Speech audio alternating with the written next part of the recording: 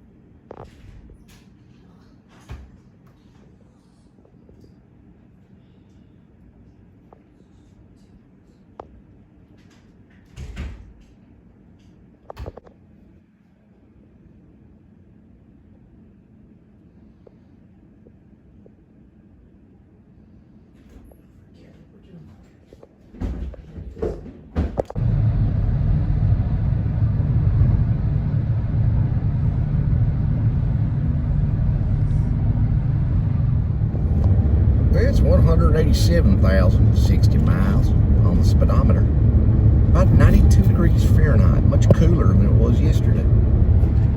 We're dealing with August 4th, 2023.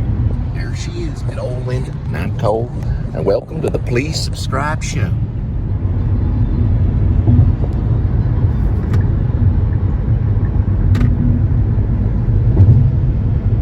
Charles Brady.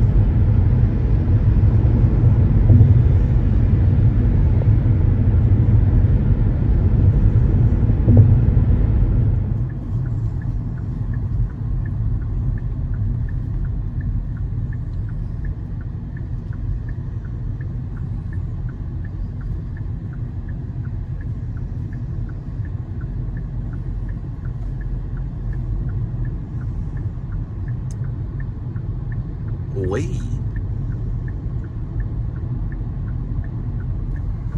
None in there. Well, if she stole your trip money, or tip money, go ahead and choke them.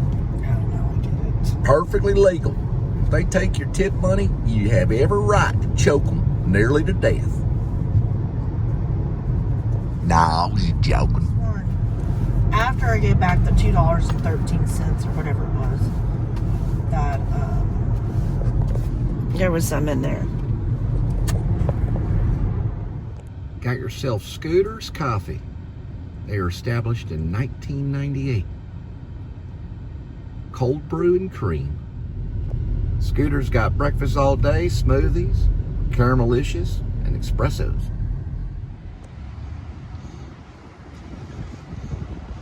Time to make my 12 swipes so I don't get a maintenance fee at the bank. And I usually do it with bananas.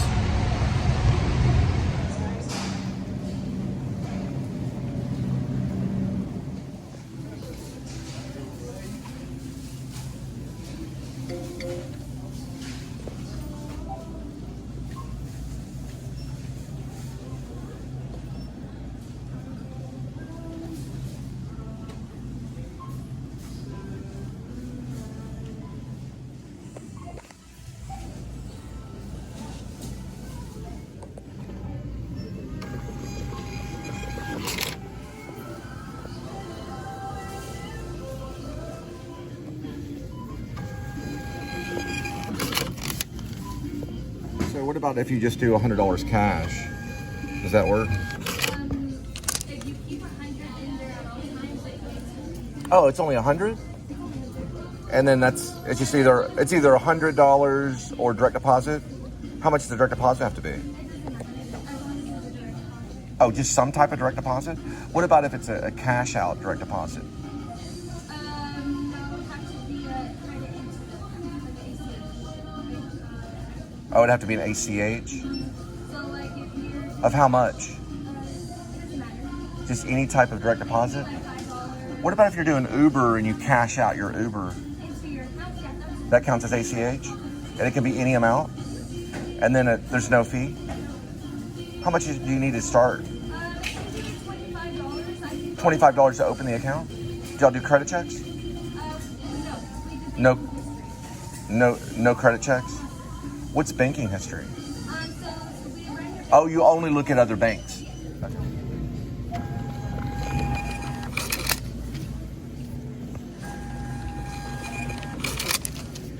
Yeah, Wood Forest, actually, they don't do any of this. So in Wood Forest, you just keep the account above $100. You have to open it for $25, but you have, I think, a couple of weeks to give them the $25. You can open it with no amount, and you don't have to worry about swipes or anything. So it's like a pretty good deal. I'm thinking about switching over eventually. You only have to keep 100 in there too, so it doesn't matter if it's cash out from a company like Uber or whatever.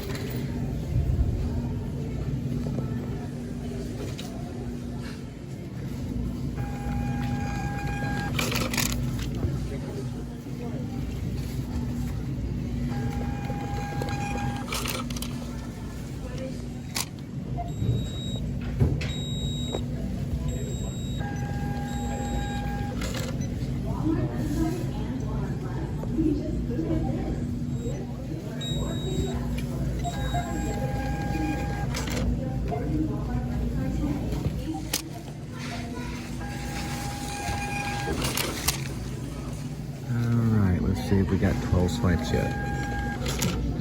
Got the 1, 2, 3, 4, 5, 6, 7, 8, 9, 10, 11, and 12. Good to go. Now no $12 maintenance fee. I swiped the banana 12 times, meaning I weighed it 12 times and I got all 12 receipts. So that means that the bank can't charge me a maintenance fee of $12. But Wood Forest told me that they don't do that at all. That all you have to do to sign up is, well, you don't have to pay them anything. You have to pay them $25 within the first 2 weeks, but as long as you keep $100 in the account, they don't charge a maintenance fee. Or you have a direct deposit coming in, which is an ACH. But she said cash outs would work. So it'd be hard to refuse that one. But Wood Forest is all over there, even in New York. So it's very low. They do look at bank history though, so I better keep my swipes up. Of course, First Convenience, they only have $1 billion for their industry. But Bank of America, they're $1 trillion industry. Bank of America has a net worth of $1 trillion. Pretty good bank. And Walmart sells the cheap gas for $3.45. Well, if it was $1, the line would be to the highway. It's $3.45. It's still pretty cheap though. And you can get a refill or a drink here for very cheap. It's like 80 cents or something.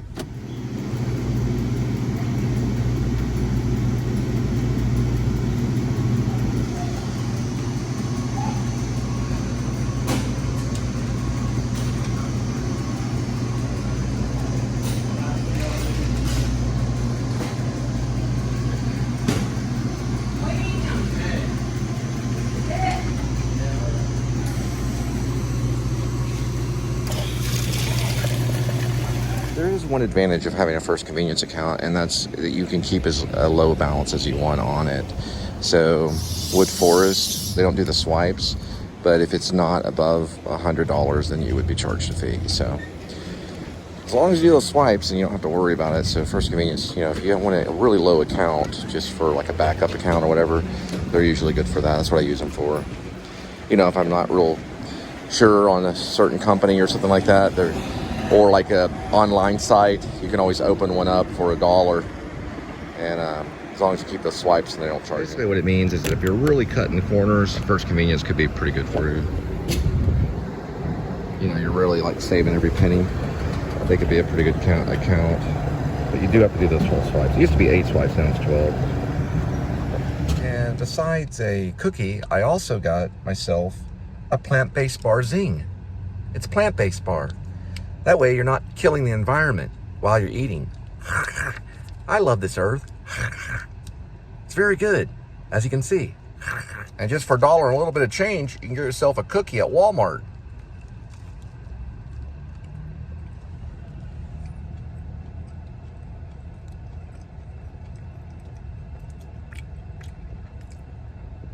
Pretty good. As I always say, I did it all for the cookie. You can take that cookie. Oh wait, hang on for a minute. Messed it up there. There we go. I got the blinker. Everything's law abiding. There we go. Now I got the blinker off on that one. I did it all for the cookie. So you can take that nookie and you can give it a cookie. Give it a cookie. Give it a cookie. Give it a cookie.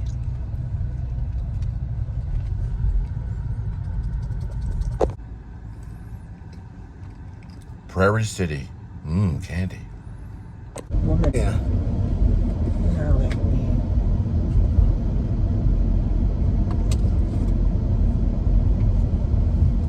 Kind of afraid to speak. I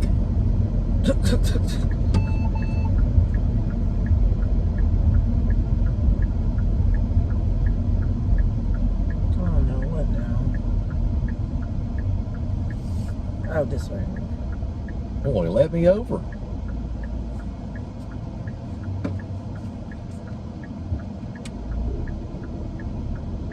There we go.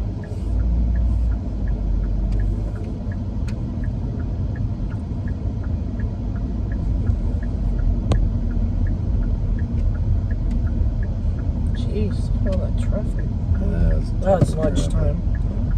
It's climbing up to 101 just over the last hour, right near lunch. Reaching triple digits. Hot weather.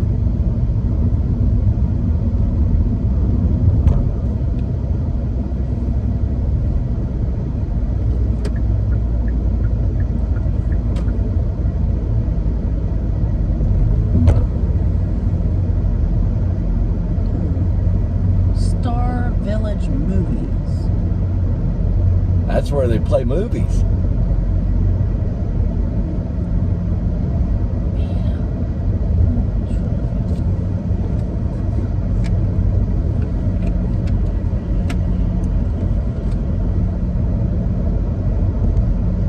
It's a beautiful day out today.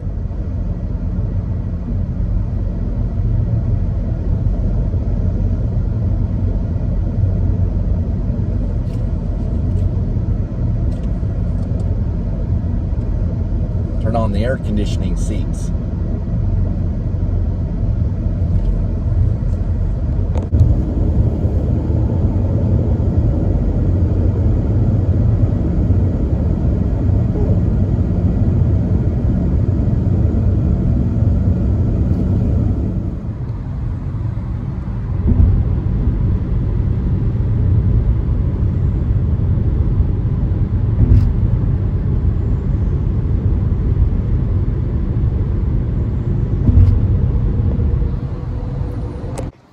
There's Lazy Kitty.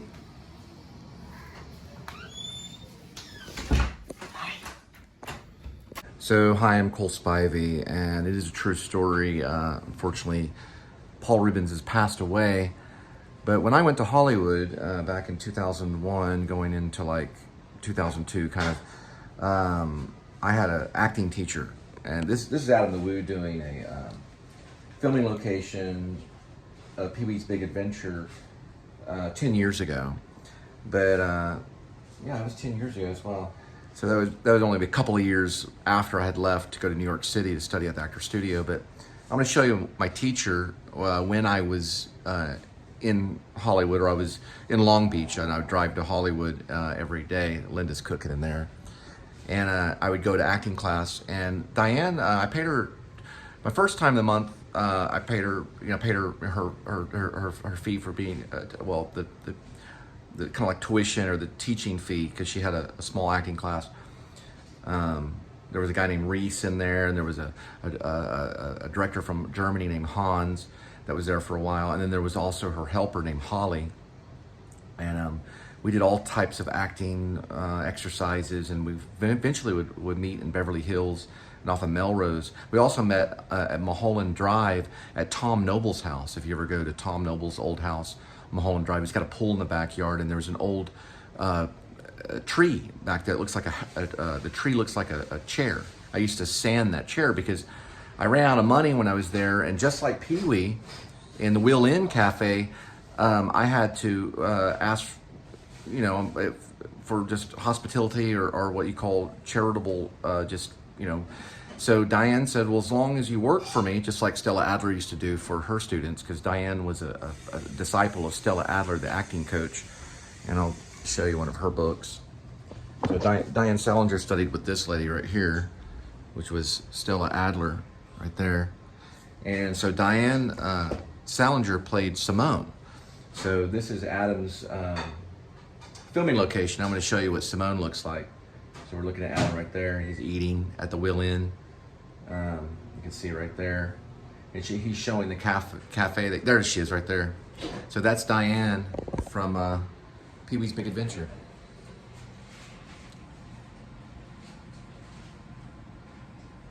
She played Simone, and that was my acting teacher. And I auditioned in her class at Tom Noble's house. I auditioned doing a reading from Kevin Smith's Chasing Amy. And I told her at the time, I said, you know, I really relate to the script because I'm always attracted to the psycho women. And she laughed and thought she said, that's very funny, Cole. And I said, I forgot my wallet. No, I don't joke. There was an Oscar sitting on it's like a mantle right across the way when I was being interviewed by Diane. And I walked over and I didn't touch it because it's bad luck to touch the Oscar. I think maybe she mentioned that. But I was looking at it and it was Tom Noble's Oscar for editing Witness, which Harrison Ford was in. And she let me in the class, and I was in that class until I flew off to New York. It was interesting because this is a good little shot. There's Paul Rubens and there's Diane Salinger. That was my acting teacher when I was in Hollywood at that time in 2001. Thought that was cool, isn't it?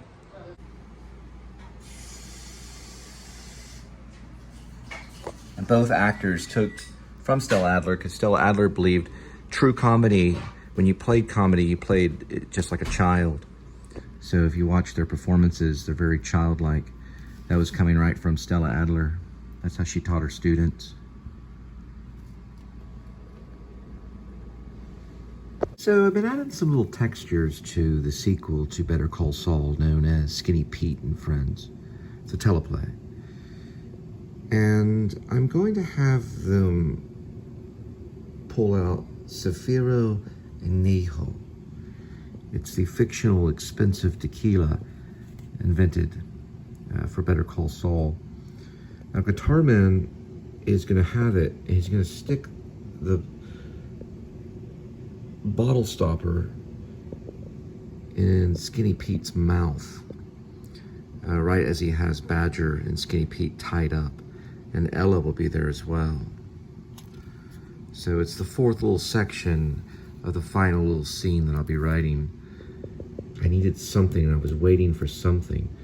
And I needed to really ring Better Call Saul, and I couldn't think of anything better than Zafiro Añejo, the tequila. And that'll be in the final scene, before they call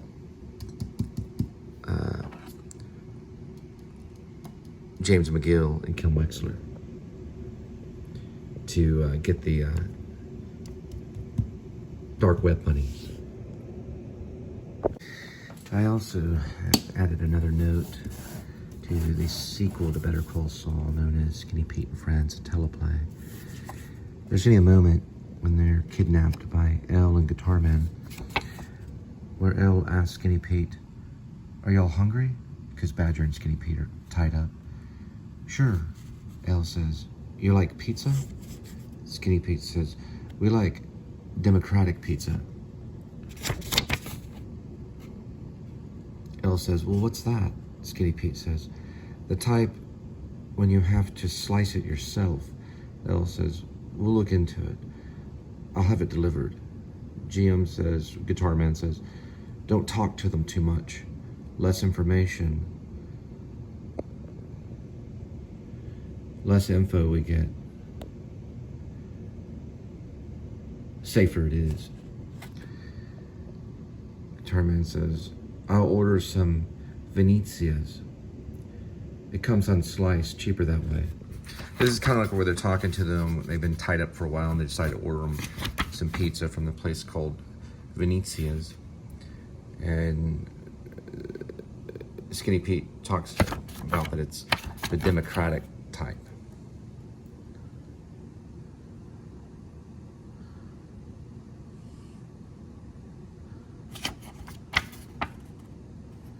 We like democratic pizza.